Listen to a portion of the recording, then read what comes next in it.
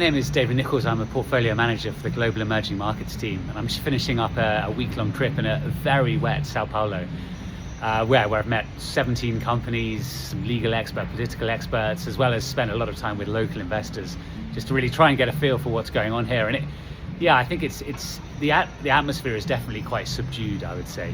Brazil's actually had a very good period from 2025 up until sort of January, February of this year. Basically two main drivers. The number one is the expectations that the extremely high rates will finally start to fall in a material way, which will of course be great for companies, especially companies trying to grow. And also that the presidential elections that will take place in October might yield a more market-friendly candidate, particularly one from the right.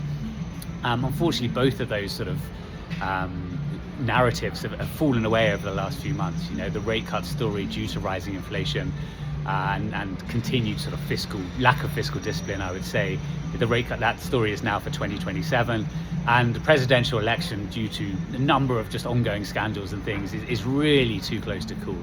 And so it's difficult to sort of position based on that. So a lot of my discussions have been about things like the strength of the consumer, a lot about the credit cycle and sort of when that might start to turn, because of course we've had a great few years for Brazilian banks. So I think definitely a bit cautious. On the positive side, the sell-off we've seen in the last few months has been really indiscriminate in that everything sold off.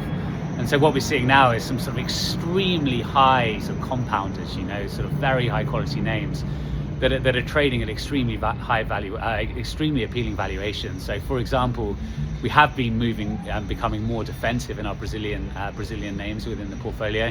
And one of the names we've been adding is Raia Drogasil, which is the largest pharmacy chain. Historically, it's been trading at sort of 25 to 30 times forward PE.